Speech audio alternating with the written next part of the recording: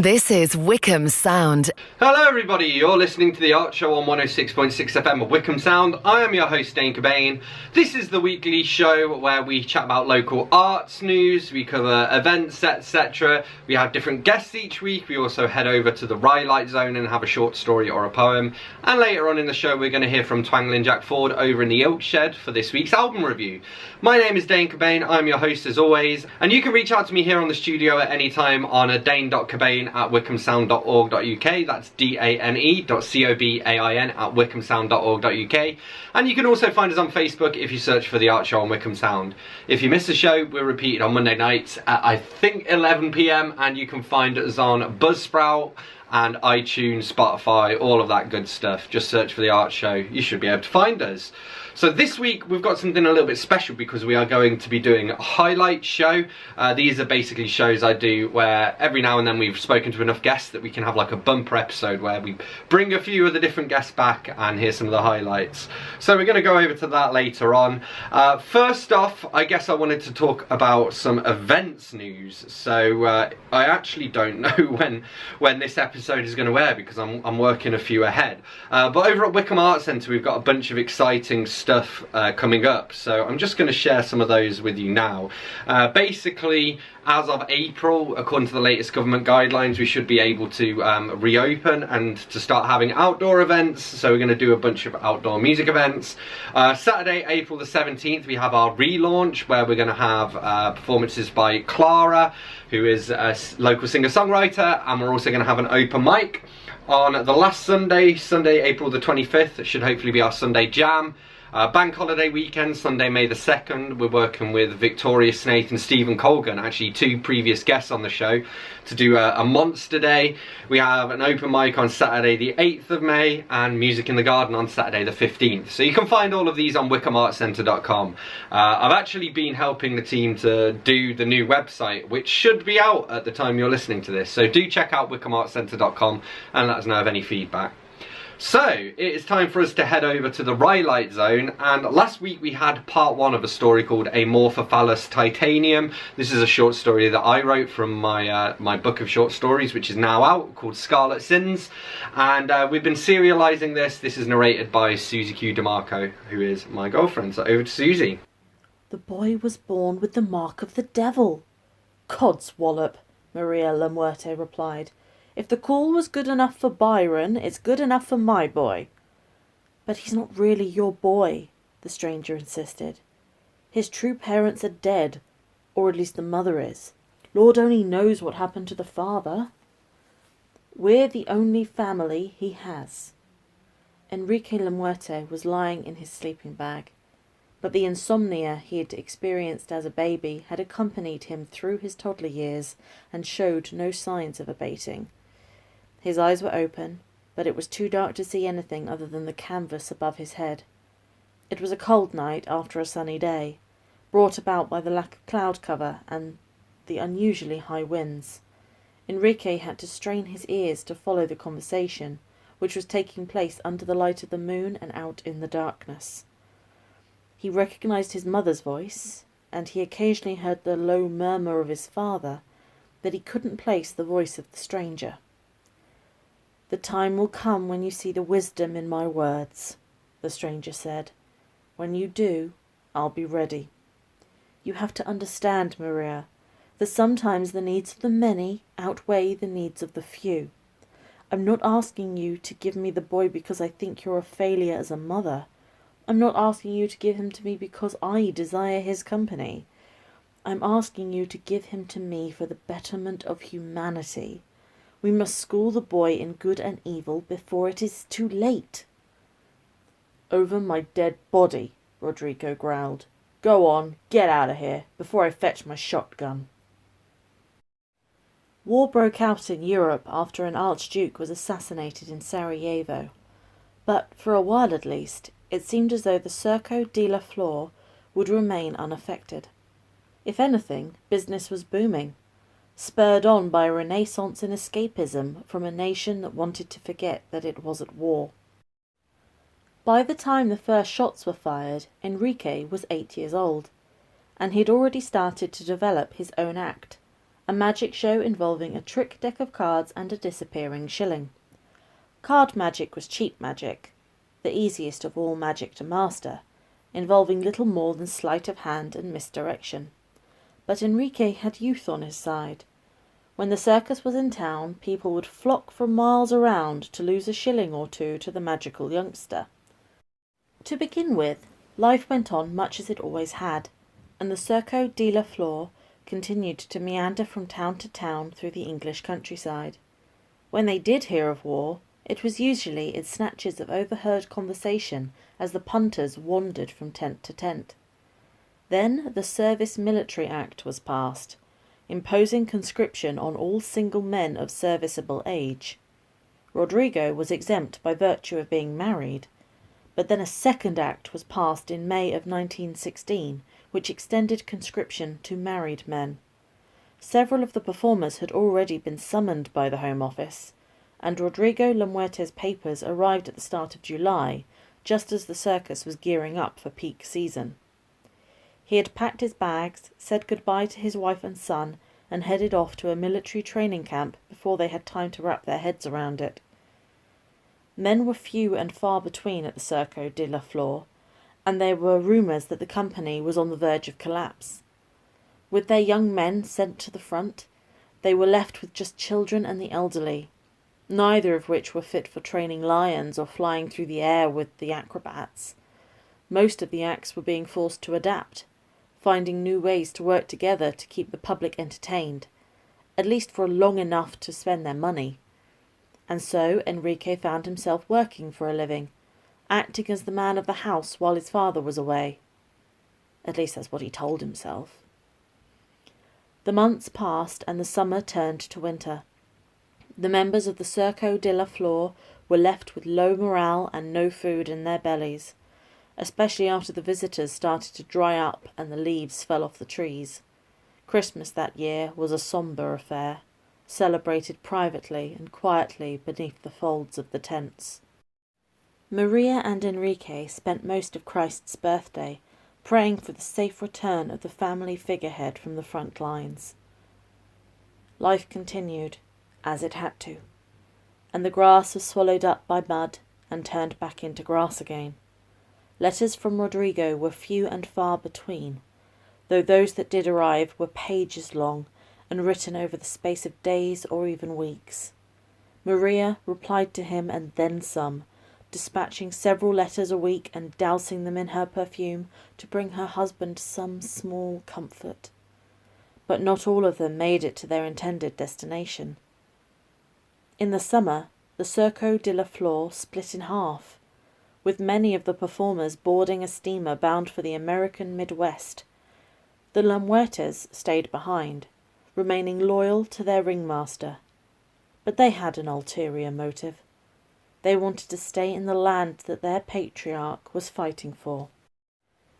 In August, they received a dispatch from the front lines in which Rodrigo announced that his division was being moved to Ypres. His unit was to capture a rail junction to the east, so that the Allies could advance on the Belgian coast, and he expected to not have a chance to write for several weeks. It was sealed with love and a kiss. Alright, thank you very much to Susie for sharing part 2 of Amorphophallus Titanium by myself, Dane Cobain. As I say, if you miss an episode, you can always catch up as well, so you can check out the story, you know, if you've missed the first part of it. And now we're going to share some music, so as a reminder, you can email me here at the studio on dane.cobain@wycombesound.org.uk, and that's exactly what Waterfall did. So I got a message here. Hi Dane, hope you're well, thanks again for playing our Christmas song in December. We're now working towards a new album due out this summer, and we are releasing the first single, Bundle of Sticks, on the 25th of March.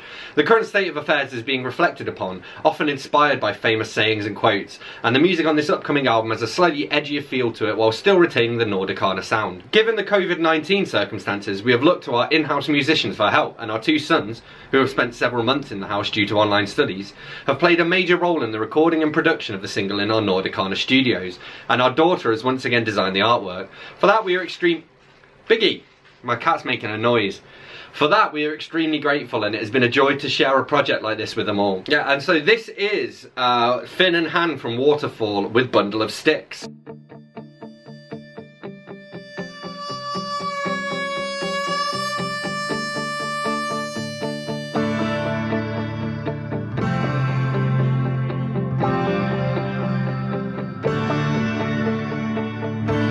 In the corner of society sits the wise old man, a guardian of decency in a world gone mad.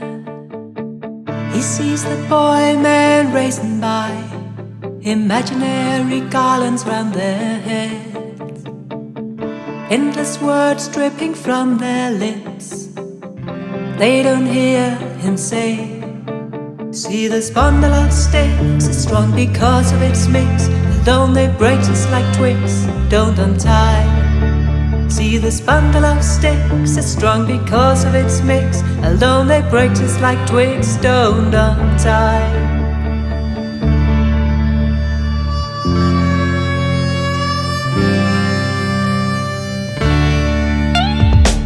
They're soaring eagles aiming high. The wise old man is on the ground. From their flight across the sky, they never hear the wisdom in his words. See this bundle of sticks is strong because of its mix. Alone they break just like twigs, don't untie. See this bundle of sticks is strong because of its mix. Alone they break just like twigs, don't untie.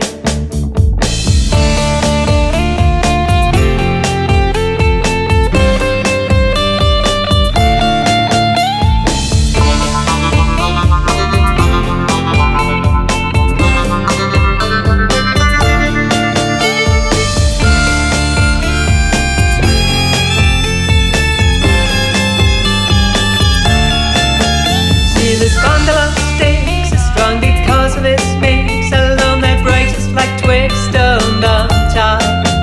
See this bundle of sticks is strong because of its mix. Alone they break just like twigs, don't untie. See this bundle of sticks is strong because of its mix. Alone they break just like twigs, don't untie. In the corner of society the wise old man, a guardian of decency in the world gone mad. Guardian of decency in a world gone mad.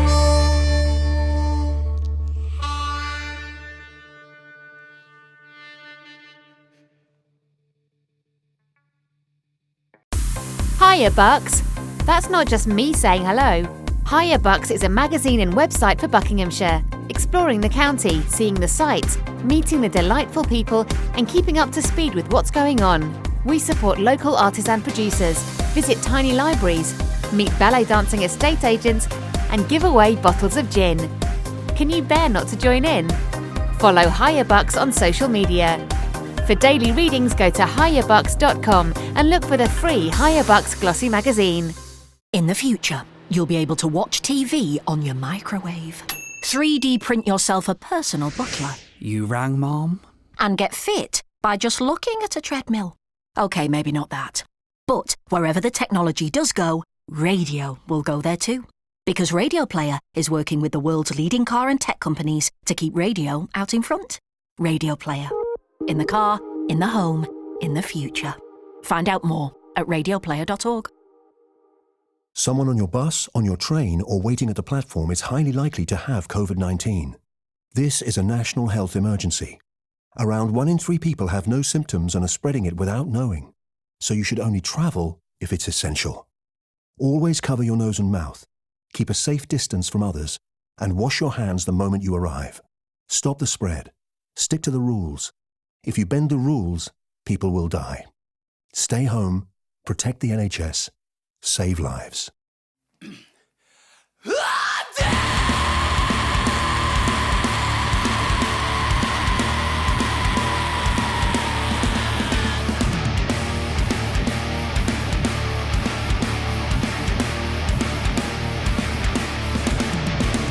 Stand your ground, a diner in a booze shop.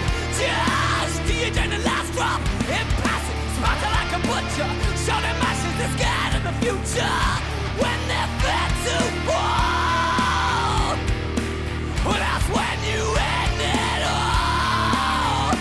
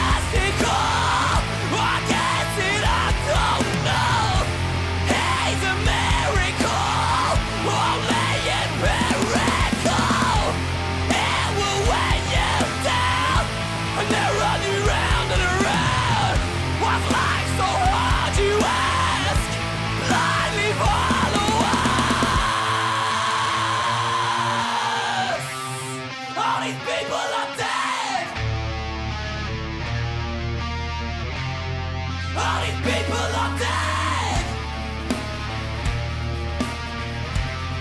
All these people are dead. They're dead. All these people are dead. Look at all that they left planted seeds. But the shade of trees will never cease. Sway. All these people are dead. All these people are dead. All these people are dead. And the way left like them. All these people are dead. Look at all that they left planted seeds. But the shade of trees will never cease. Sway. All these people are dead. And the way left like them. Selfish life. Of I know that they have someone to die for. I've got nothing to die for. They had nothing to die for. I've got nothing to die for. I'm dead.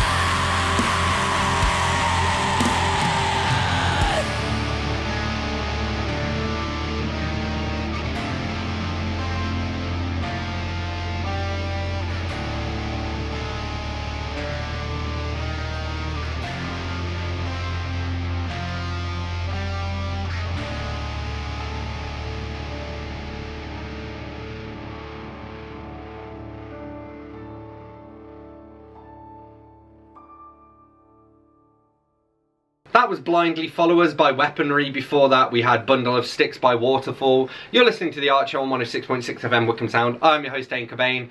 And this is the point of the show where we normally head over and have some interviews. But we've got a highlight show this week. So we're going to chat to a bunch of different people, starting with my editor, Pam Elise Harris. So over to Pam, all the way in New York. You mentioned Harry Potter earlier. And one of the things I wanted to talk to you about is, I suppose, your like geekdom interests.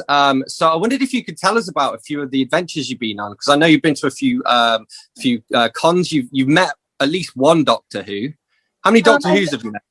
Yeah, which Doctor Who's have I met? Okay, so wait, Peter Davison, Colin Baker. I'm trying to do this in order. Colin Baker, Sylvester McCoy, Paul McGann, who, by the way, kissed the top of my head. That must be said. Paul McGann, Christopher Eccleston, I think he was the last one, and then there was Tennant and Matt Smith. Oh, and Capaldi. Capaldi's a hugger, by the way. That's 8 Doctors, isn't it? Yeah, that's like wow. the only living ones I haven't met are Tom Baker and Jodie Whittaker. Although I have been in the same room with Jodie Whittaker. She did a thing at Comic-Con when her first episode aired. So that's pretty close, then, yeah. Yeah. Any plans to edit for Doctor Who or to write for them? To write for Doctor, I don't know, because the thing is, okay, so there was a con I used to go to called Li Who, where it is specifically for Doctor Who. It is it's very like intimate, and there are authors that write about Doctor Who come there. And so, I mean, if Li Who ever comes back, yeah, I could have a shot at editing Doctor Who. Okay, so that was Pam Elise Harris, and this is Ruth Perkins, who is a local author, and she's a member of the Words at Wycombe Arts Centre Writers Group as well. Over to Ruth. I mean, I think one thing that a lot of authors, the mistake that adult authors writing for children make is when they try and dumb it down and they don't kind of engage them on that level. And you having kids as well must give you an advantage, right? To know how they like to be spoken to and the kind of things that would interest them. Yeah, I mean, when I was a child, I was reading books that people always said were far too old for me. Yeah. And I was like, well, that's what I like. That's what I'm interested in. That's what I'm reading. And I find that if you read words, I mean, bigger words than people might think are appropriate for you, and you don't understand it, but you read it in context, you kind of understand it a little bit, and then the next time you read that word, you understand it a little bit more. And that's how you learn about the English language, by just continually reading things that are just a little bit out of your grasp, maybe. Yeah, that's cool. And so what do you, I mean, I'm assuming your family enjoys your stories, and your kids aren't there like every evening being like, oh no, got to do another chapter. So what does your family think of your writing? I think they enjoy it. I always read aloud because we've always read bedtime stories to both the girls since they were little. And I've always sort of wanted to maybe read things to them a bit earlier than they should. They both had like all the Lewis Carrolls when they were very young. all the way through. So I think they enjoy it, and they say they do. But because my background is performance, really, I've always been used to performing them. So I try to read them and do different voices for the different characters and perform them as much as possible. And that tends to be the way that I write, really, is stuff that you can read out loud. So that was Ruth Perkins, and this is local photographer Mark Page. And how has your photography changed, like, since COVID? Because obviously it's a lot harder to photograph people now, I suppose, isn't it? So yeah, I mean, yes, that has changed. I mean, COVID has totally changed. There's several sides of what I do. I do photograph buildings, I photograph nature, I photograph basically anything I can photograph. I've been making model tanks, believe it or not, during lockdown. And I've been photographing those models and trying to make them look as realistic as I can in photography. And so people are saying, I honestly didn't know that was a model kit. It looked so real. So combining my modeling skills with my photography skills, it's just kept me occupied until, fingers crossed, soon we can get back out and start photographing people again. Yeah, for sure. It's interesting because I think a few people were having a discussion on one of your photographs where they were saying, because you'd shot it in black and white or grayscale, and people were saying, you know, I think you were saying it looks more realistic somehow, just because we're all so used to seeing black and white photographs and black and white video footage, you know, from the Second World War. Yeah, I think that's totally true. 99% of what you see of the wars is always in black and white. And somehow, for my generation, it doesn't seem real. It doesn't seem right that 16, 17, 18-year-old people were real people going out and fighting wars. We only see films of it. Yeah. And those films are black and white. And I think somehow it allows you to move away from the truth and become a Hollywood scene rather than real life, you know? And I think that's why I think seeing it in black and white, it seems more believable than seeing it in colour. So that was a highlight of our chat with Mark Page, a local photographer, and this is when we were chatting to Crina, Cristea, Ludmilla, or Crina, Ludmilla, Cristea.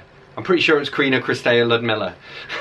And obviously you're an indie author yourself, and there are quite a few, you know, we actually know quite a lot of the same authors from the community and stuff we're in. But do you go out of your way to read other indie authors? You know, actually, I was doing that last year, but not as much as I would like to do. But I was thinking at the end of 2020, for 2021, I was thinking that I want to read more independent authors. And because I'm trying not to buy, I'm trying to buy as few physical books as possible at the moment, not because I don't like them. I like them very much, but in case I have to move, there's always that issue. So I've been trying to buy physical books that I just really want to see and to hold in my hands. But I want to do this kind of thing for the next few months and in the future to connect with more independent authors and maybe do like exchange books between us. And just not necessarily review our books unless we want to, but just to do that kind of exchange. But also, if I find a book that it really appeals to me, I will read it anyway. Independent book, I mean. But the thing is, I've been doing lots of things lately. I've been doing lots of genres, you could say, like children's books, horror books, romance books.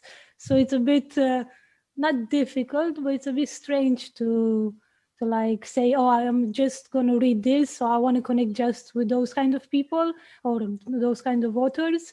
So yeah, I'm totally up for reading more independent authors. I think we live in a great time at the moment regarding writing and publishing, because we have access to a lot of original material. Obviously not everything is material, but in terms of creativity, I think the indie publishing is it's a great way of discovering new stories, new people. So that's a very long answer, but no, it's perfect.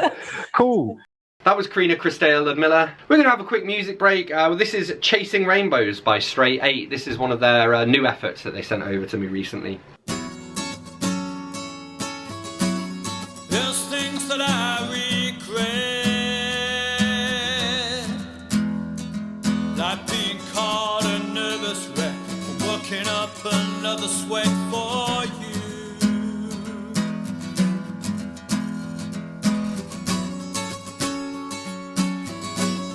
There's nothing I can do for counterparts and bleeding hearts and all the things that fall apart for you.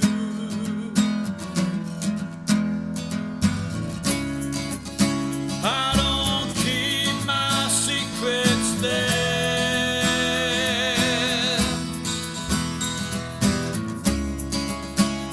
I hide them everywhere.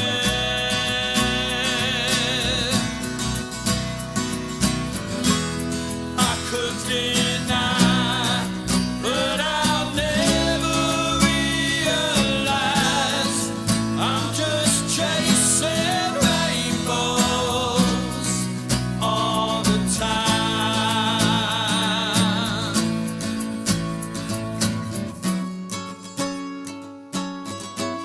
And then I missed my cue. Everybody had a laugh, and then went for an early bath, did you?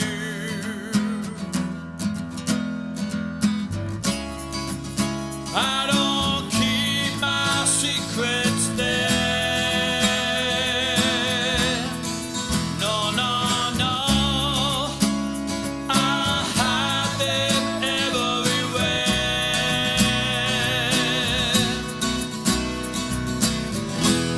I could deny, but I'll never realize I'm just chasing rainbows all the time.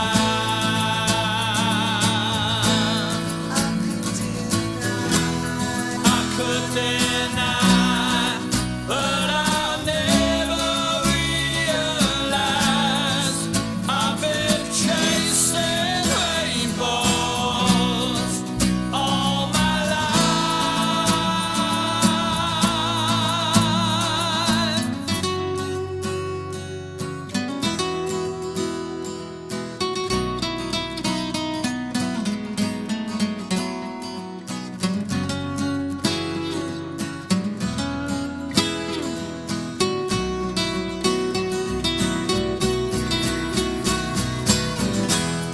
I could deny, but I'll never realize I've been chasing rainbows all the time.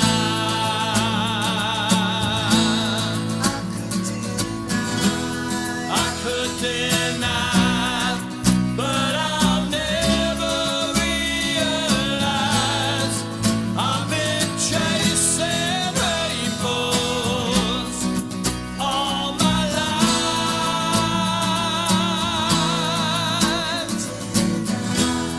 I could deny, I could deny I've been chasing rainbows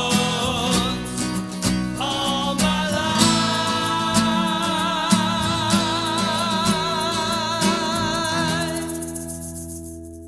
That was Chasing Rainbows by Stray 8. You're listening to The Art Show on 106.6 FM Wycombe Sound. I'm your host, Dane Cobain.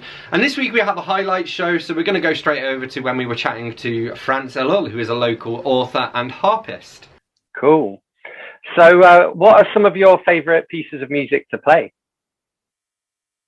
Okay, now I've got two favorite pieces. Originally, I had one favorite piece, but then another one was added.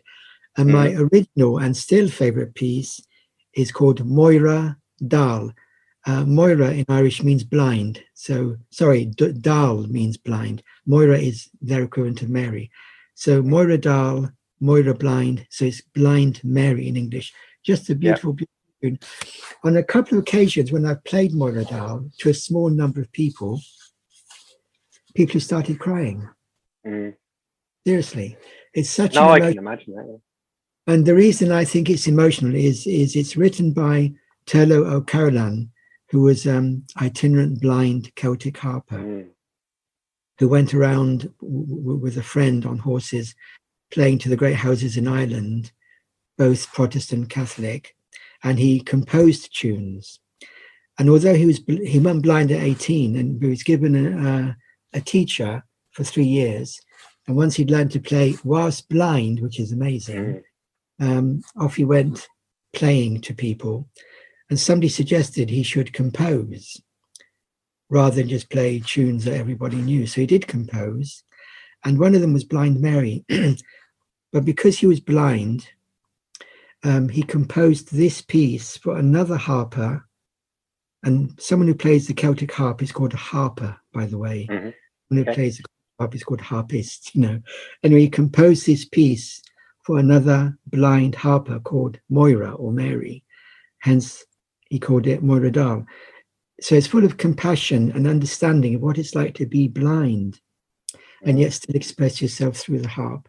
So it's full of love and compassion. And when I play it, because it's in the music, I think however well or badly I play it, the love and the compassion and the sympathy, if you like, the humanity just comes through, and it affects people, and people look sad, you know. And as I say, on a couple of occasions, people started crying. That's amazing. And what was the other piece of music?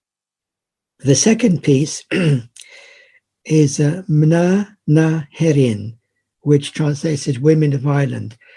And I used to, I thought it was a traditional piece, but it's actually composed by Sean O'Riordan, who lived in the 20th century. I think he died in the 40s or 50s, an Irish composer. And it's just a wonderful, wonderful tune. And it's been played by various people, mainly women, and sung by, there's also a poem that's been put to it.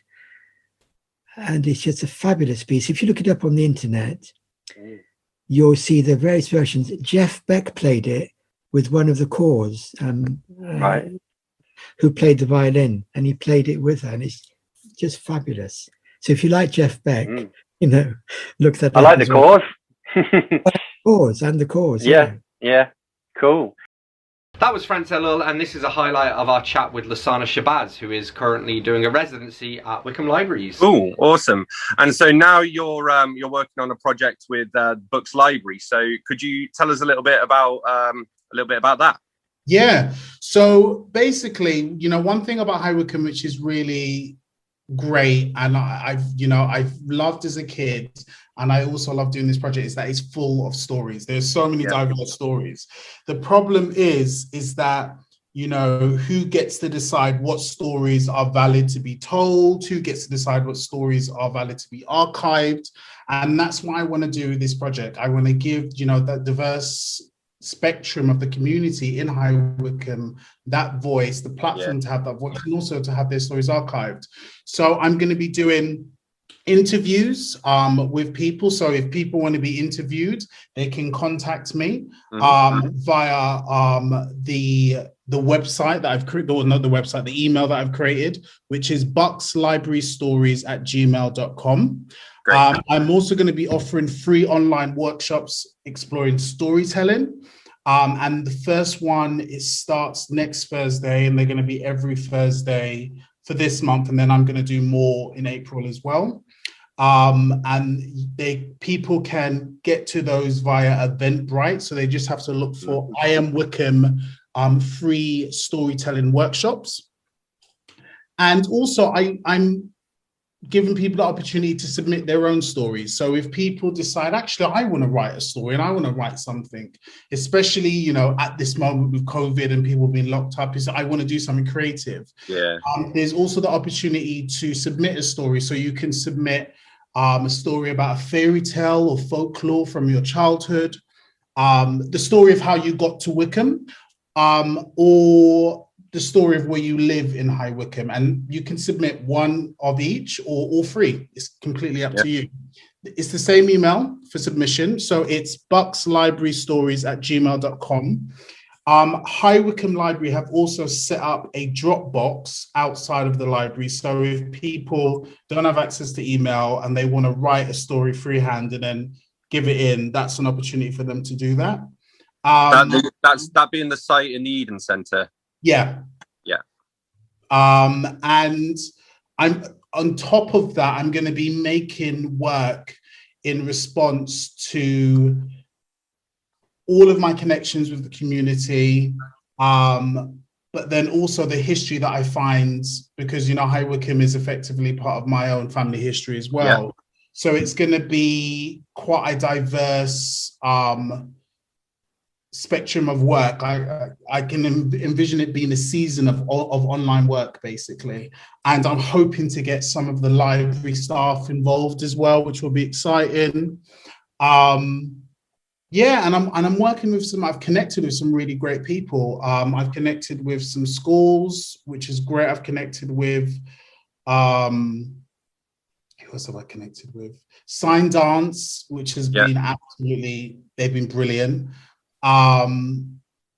Wycombe Youth Action, like so many different spaces, which are really excited, which, you know, is making me excited as well. I mean, this is one thing about the, you know, Wycombe, it's been really lovely to come into this project, especially at this time with what's going on. Yeah. Welcomed with open arms, you know, and it makes creating art just, it's like, I feel like I'm in a womb. It's amazing.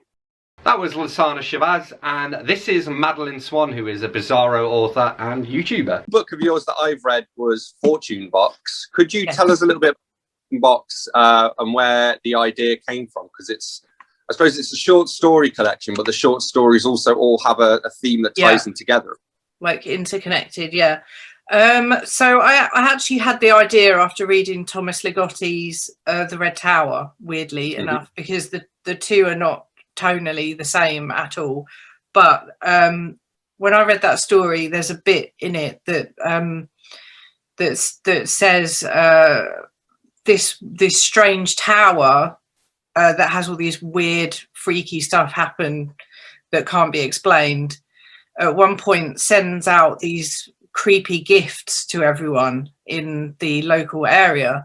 And I thought, what if there was a tower that just sent, like, because I don't know if you've heard of mystery packages as well, kind of like mix the two together in my brain and thought, you know, what if they just sent like a bunch of weird stuff that could change a person's life, either for the better or the worse, depending on how that person dealt with it, I suppose, what kind of person they were, like the Twilight Zone or something. Yeah. God, in some ways that's a bit like, it's almost like a metaphor for life, isn't it? Because life just throws you these little surprises and it's kind of about how you respond to them. Yes, that's very true. Okay, so that was Madeleine Swann, and this is a highlight from our chat with Andy, who is from Straight 8, who we played earlier. The main thing I want to chat to you today is Dizzy Fish. So for a start, could you introduce band members and tell us what they each play?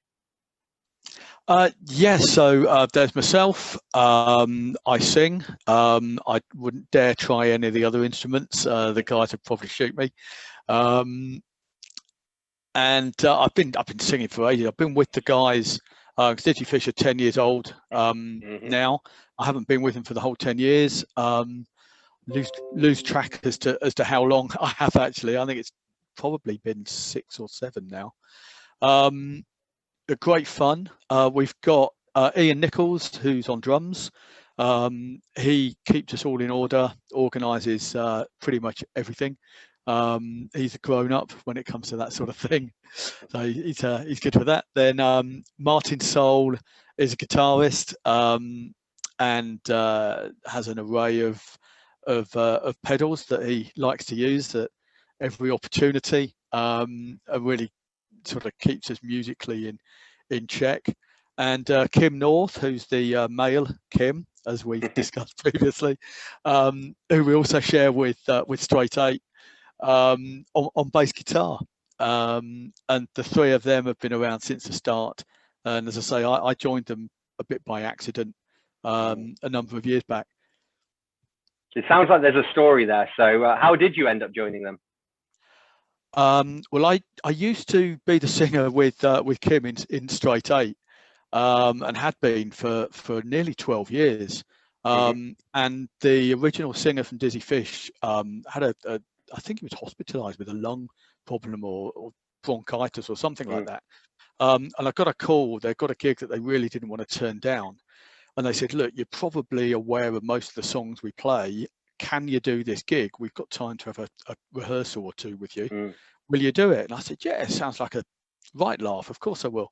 So I helped him out and did a couple of gigs until he got better, and thought that was the end of it. And then, what with one reason or another, he departed, and they were looking for a new singer. And I helped them out again for a couple of gigs while they were looking for somebody. And that didn't work out. And in the end, I thought, you know what? I've enjoyed it so much. I've had such a good laugh doing it that I really fancy doing it full time. And that's really how I kind of fell into it.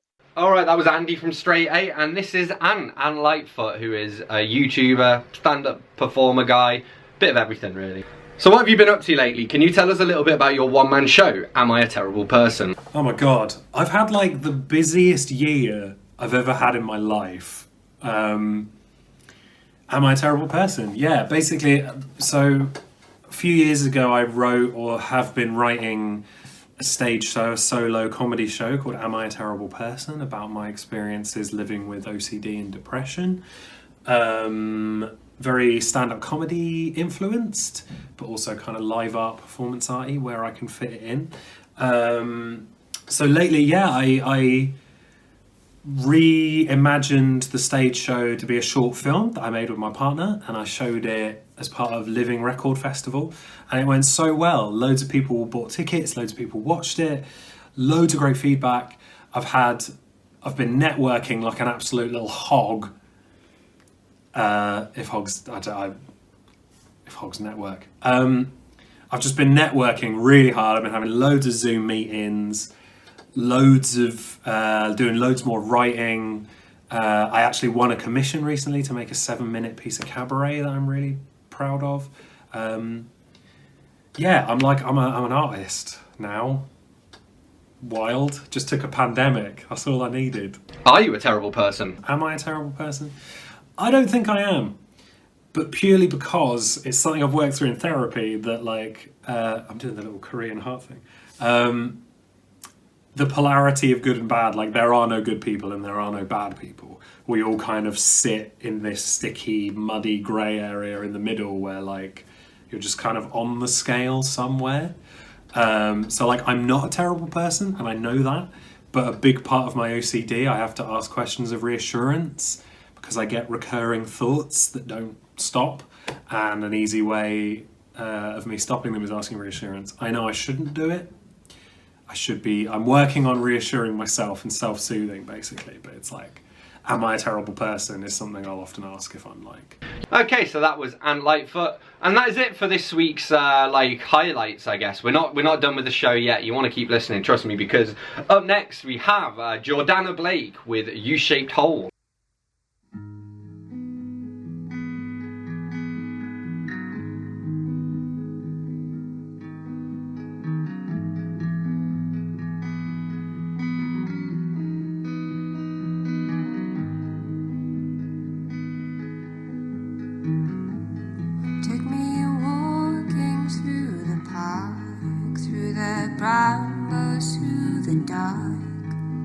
And I still have the sky and a home, you shaped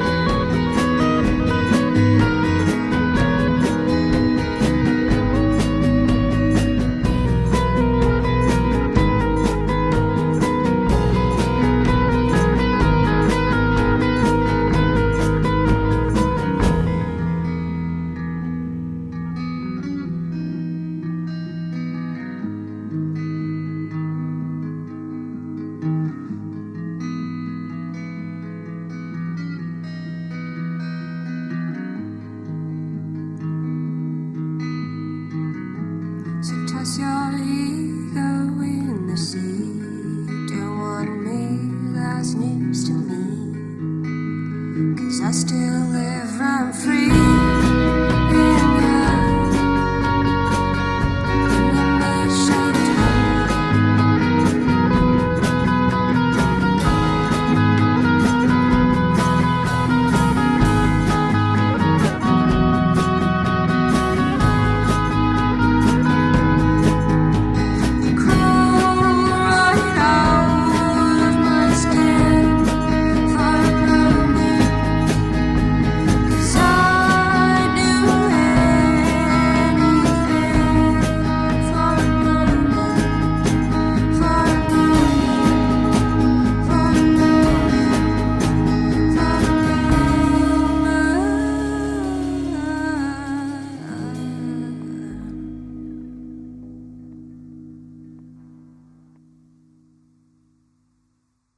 In the future, you'll be able to watch TV on your microwave, 3D print yourself a personal butler. You rang, Mom?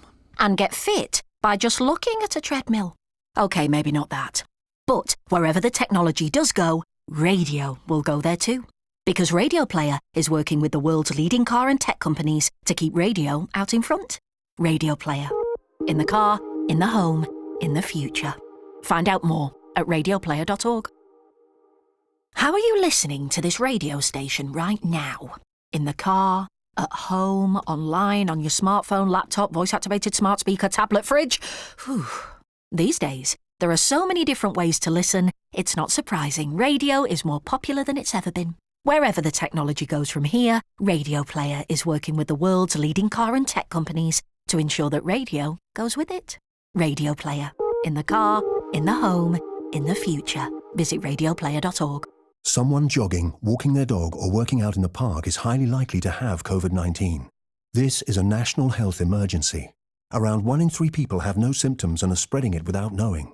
So exercise locally. If you're on your own, you can meet one other person.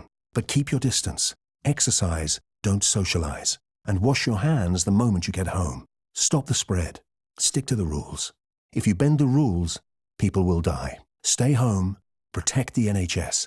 Save lives.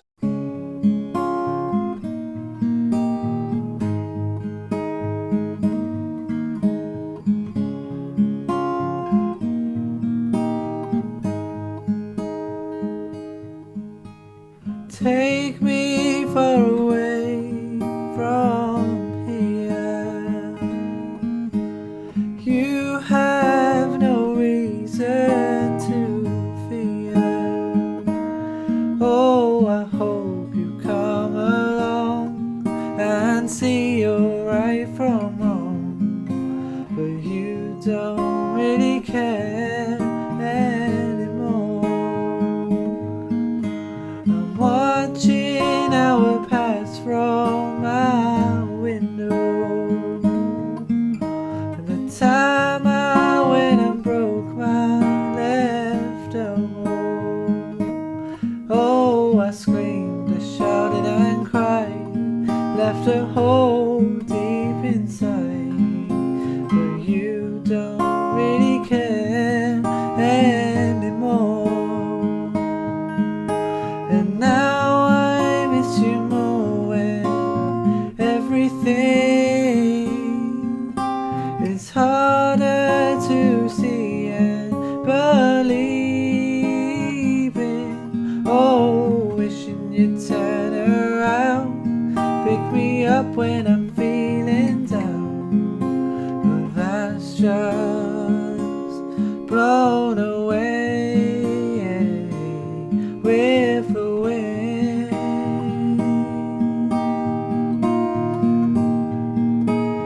Oh.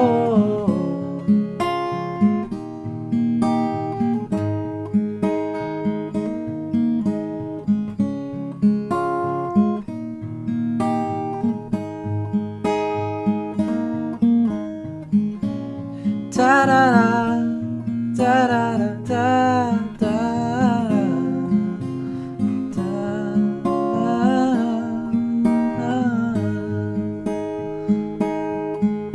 So take in every word of this song. My love is still strong, and when you go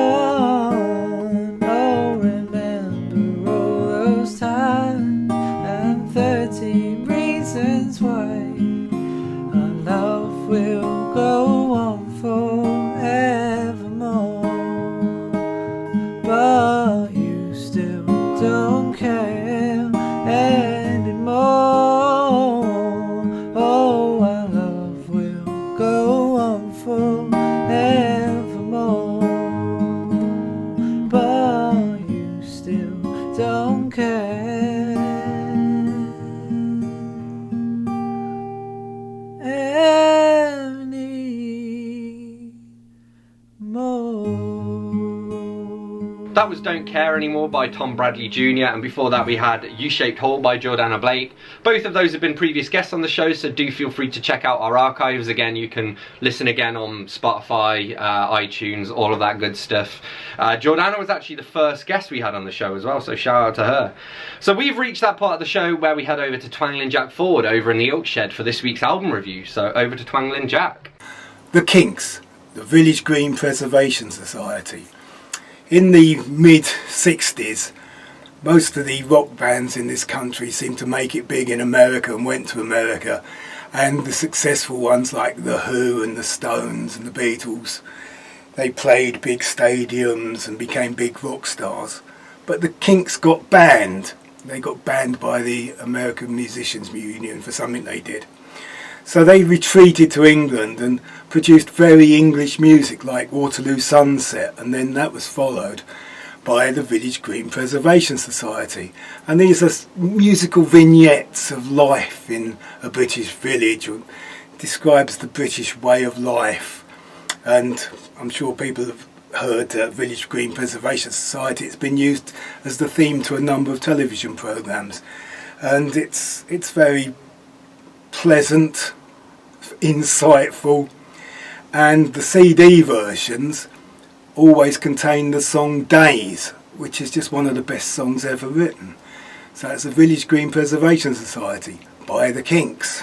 Alright, thank you very much to Twangling Jack Ford for this week's album review. Thank you to all of the guests whose highlights we pulled together for this week's episode, as well as for everybody who contributed music. As always, I'm your host Dane Cobain. You can reach out to me here at the studio on dane.cobain@wycombesound.org.uk. That's dane.cobain@wycombesound.org.uk. Or you can find us on Facebook if you just search for The Art Show on Wycombe Sound. I'm always keen to hear from local performers, musicians, poets, all of that good stuff. If you have something to share on the show, let me know and I'll see what I can do. So we're going to round out this week's show with one last track, and as we had him in part of the highlights earlier, this is France Ellul. I will see you next week.